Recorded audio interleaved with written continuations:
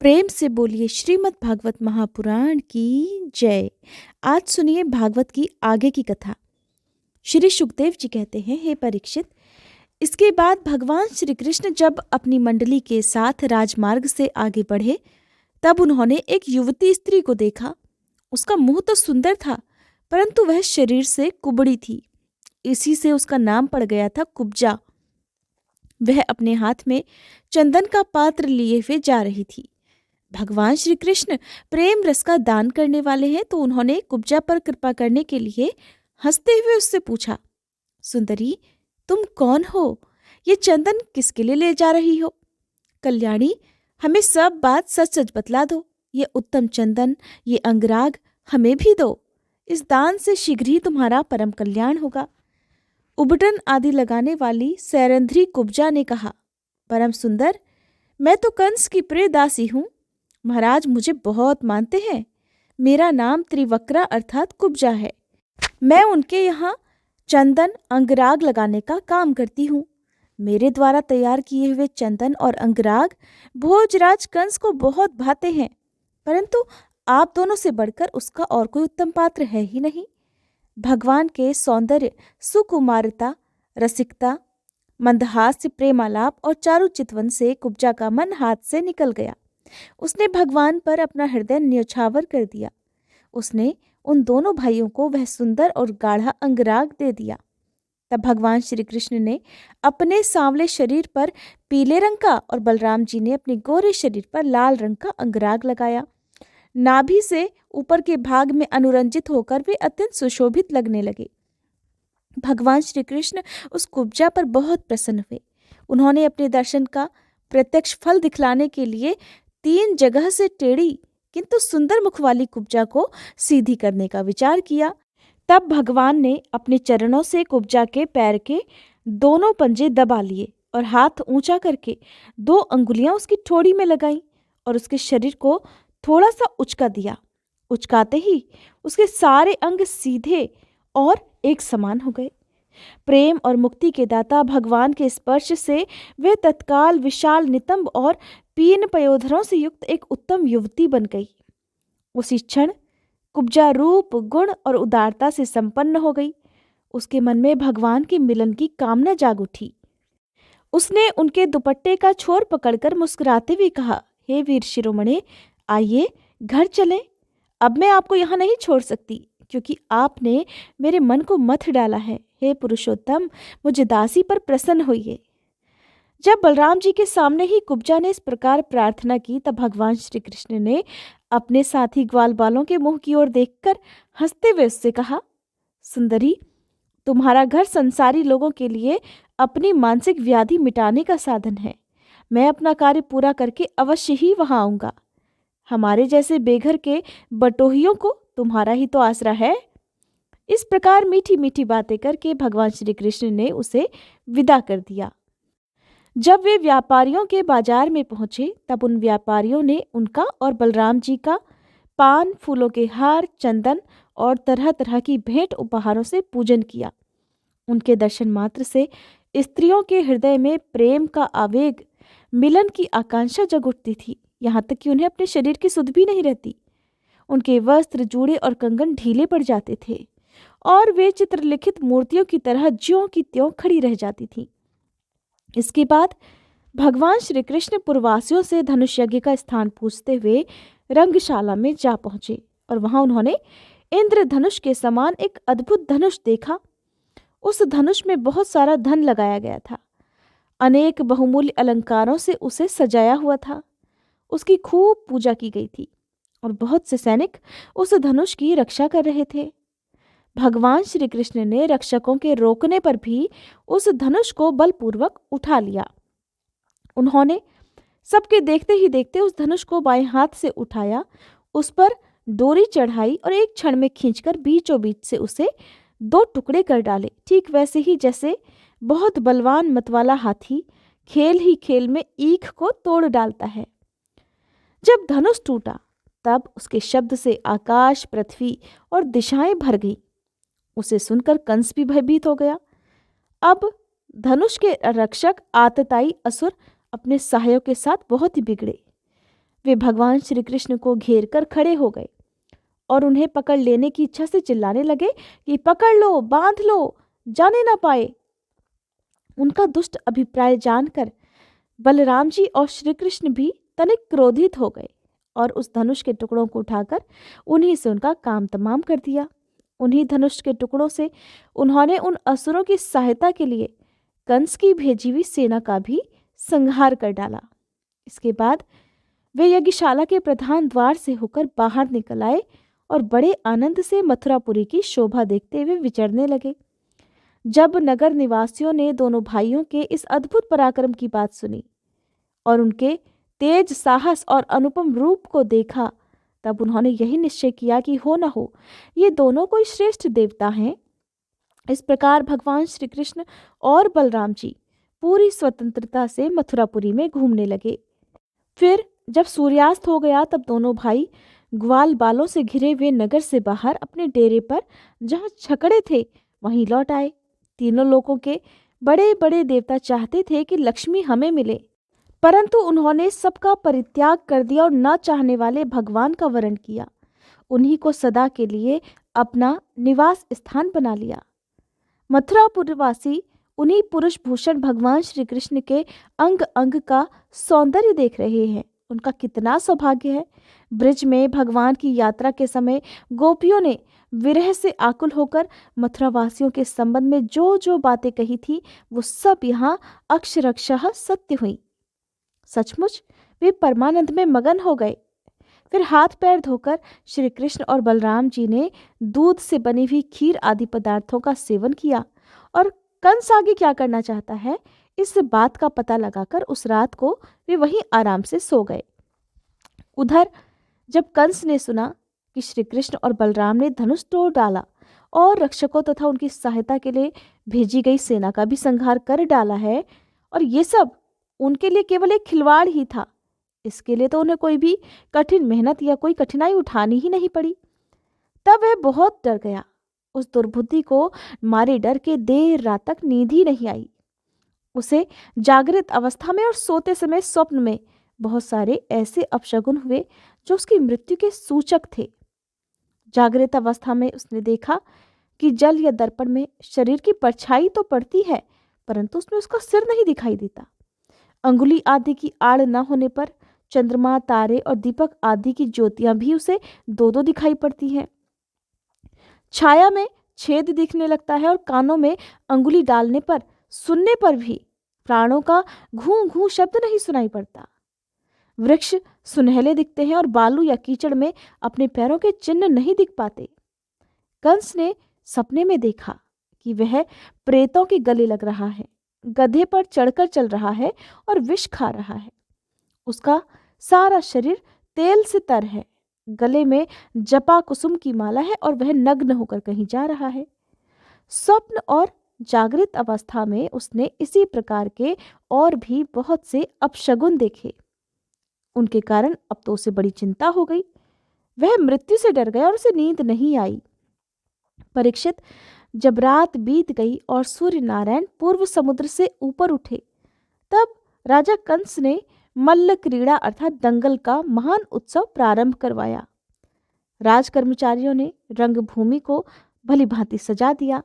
तुरही, भेरी आदि बाजे बजने लगे।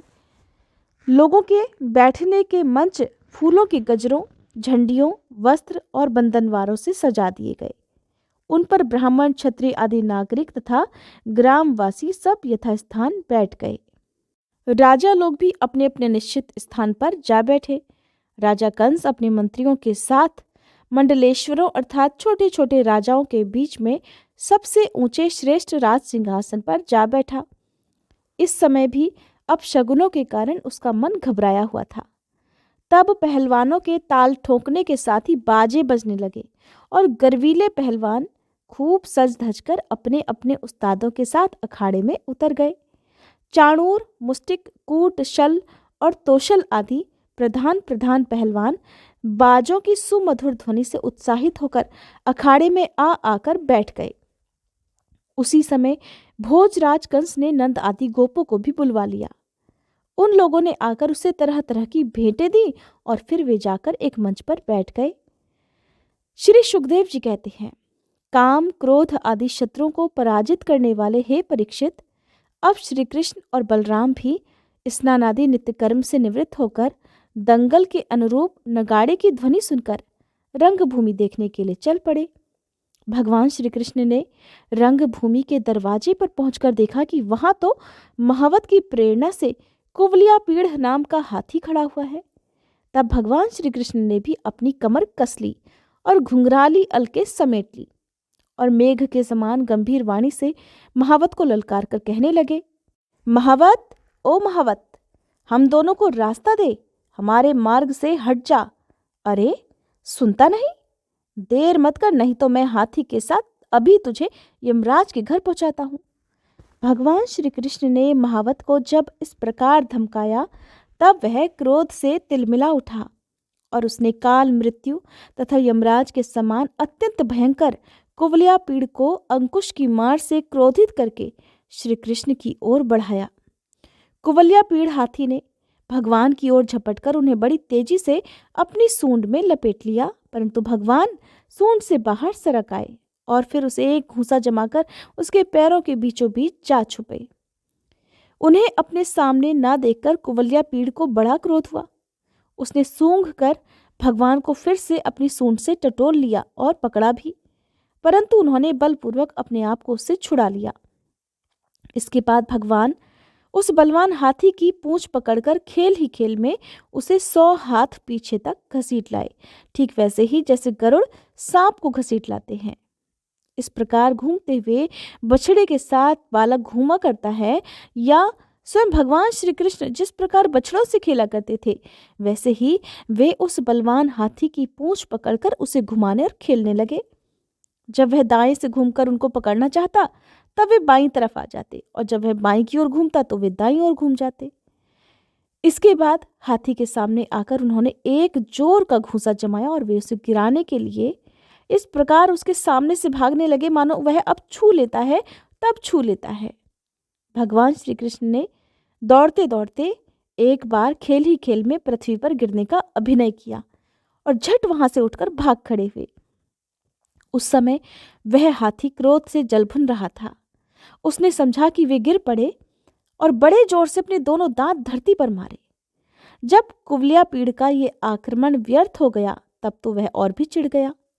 महावतों की प्रेरणा से वह क्रोधित होकर अब भगवान श्री कृष्ण पर टूट पड़ा। भगवान ने जब उसे अपनी ओर झपटते देखा तब उसके पास चले गए और अपने एक ही हाथ से उसकी सूंड पकड़कर उसे धरती पर पटक मारा। उसके गिर जाने पर भगवान ने सिंह के समान खेल ही खेल में उसे पैरों से दबाकर उसके दांत उखाड़ लिए और फिर उन्हीं से हाथी और अन्य महावतों का काम तमाम कर दिया। परीक्षित, मरे हुए हाथी को छोड़कर भगवान श्री कृष्ण ने हाथ में उसके दांत लिए लिए ही रंगभूमि में प्रवेश किया। उस समय उनकी शोभा देखने लायक थी। उनके कंधे पर हाथी का दांत रखा हुआ था, शरीर रक्त और मद की बूंदों से सुशोभित था और मुख कमल पर पसीने की बूंदें झलक रही थी। परीक्षित, भगवान श्री कृष्ण और बलराम दोनों के ही हाथों में कुवलिया पीड़ के बड़े बड़े दांत शस्त्र के रूप में सुशोभित हो रहे थे और कुछ ग्वालपाल भी उनके साथ साथ चल रहे थे। इस प्रकार उन्होंने रंगभूमि में प्रवेश किया। जिस समय भगवान बलराम जी के साथ रंगभूमि में पधारे उस समय वे पहलवानों को वज्र कठोर शरीर, साधारण मनुष्यों को नररत्न, स्त्रियों को मूर्तिमान कामदेव, गोपों को स्वजन, दुष्ट राजाओं को दंड देने वाले शासक, माता पिता के समान बड़े बूढ़ों को शिशु, कंस को मृत्यु, अज्ञानियों को विराट, योगियों को परम तत्व और भक्त शिरोमणि वृषणी वंशियों को अपने इष्टदेव जान पड़े। सबने अपने अपने भाव के अनुरूप क्रमशः रौद्र, अद्भुत, श्रृंगार, हास्य, वीर, वात्सल्य, भयानक, विभत्स, शांत और प्रेम भक्ति रस का अनुभव किया। राजन, वैसे कंस बड़ा धीर वीर था, फिर भी जब उसने देखा कि इन दोनों ने कुवलिया पीड़ को मार डाला तब उसकी समझ में ये बात आई कि इनको जीतना तो बहुत कठिन है। उस समय वह बहुत घबरा गया। श्री कृष्ण और बलराम की बाहें बड़ी बड़ी लंबी थीं। पुष्पों के हार, वस्त्र और आभूषण आदि से उनका वेश विचित्र हो रहा था। ऐसा जान पड़ता था मानो उत्तम वेश धारण करके दो नट अभिनय करने के लिए आए हों, जिनके नेत्र एक बार उन पर पड़ जाते बस लग ही जाते। यही नहीं, वे अपनी कांति से उसका मन भी चुरा लेते।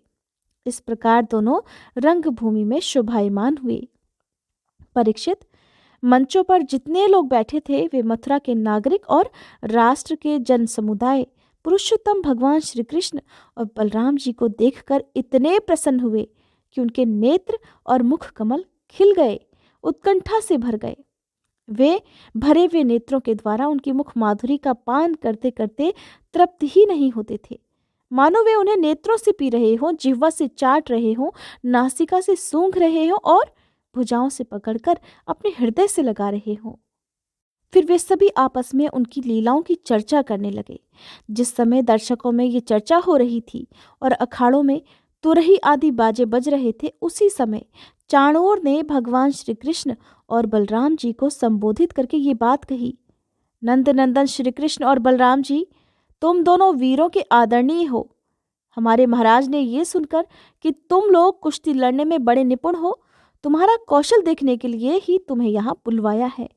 देखो भाई, जो प्रजा मन, वचन और कर्म से राजा का प्रिय कार्य करती है उसका भला होता है, और जो राजा की इच्छा के विपरीत काम करता है उसे हानि ही उठानी पड़ती है। ये सभी जानते हैं कि गाय और बछड़े चराने वाले ग्वाले प्रतिदिन आनंद से जंगलों में कुश्ती लड़ लड़कर खेलते रहते हैं और गाय चराते रहते हैं। इसलिए आओ, हम और तुम मिलकर महाराजा को प्रसन्न करने के लिए कुश्ती लड़ें। ऐसा करने से हम पर सभी प्राणी प्रसन्न होंगे, क्योंकि राजा सारी प्रजा का प्रतीक है। परीक्षित, भगवान श्री कृष्ण तो चाहते ही थे कि इनसे दो दो हाथ करें, इसलिए उन्होंने चाणूर की बात सुनकर उसका अनुमोदन किया और देश काल के अनुसार ये बात कही। चाणूर, हम भी इन भोजराज कंस की वनवासी प्रजा हैं। हमें इनको प्रसन्न करने का प्रयास तो अवश्य ही करना चाहिए, इसी में हमारा कल्याण भी है। किंतु चाणूर, हम लोग तो अभी बालक हैं, इसलिए हम अपने समान बल वाले बालकों के साथ ही कुश्ती लड़ने का खेल करेंगे। कुश्ती समान बलवानों के साथ ही होनी चाहिए, जिससे देखने वाले सभासदों को अन्याय के समर्थक होने का पाप भी न लगे। सुनकर चाणूर कहने लगा, अजी, तुम और बलराम न बालक हो और न तो किशोर, तुम दोनों बलवान में श्रेष्ठ हो। तुमने तो अभी अभी 1000 हाथियों का बल रखने वाले कुवलिया पीड़ को खेल ही खेल में मार डाला है, इसलिए तुम दोनों को हम जैसे बलवानों के साथ ही लड़ना चाहिए। इसमें अन्याय की तो कोई बात ही नहीं है। इसलिए श्री कृष्ण, तुम मुझ पर अपना जोर आजमाओ और बलराम के साथ मुष्टिक लड़ेगा। इसके बाद किस प्रकार मल्लयुद्ध हुआ और किस प्रकार पहलवानों का और कंस का उद्धार हुआ, ये जानने के लिए कृपया आप अगले अध्याय का इंतजार जरूर कीजिएगा।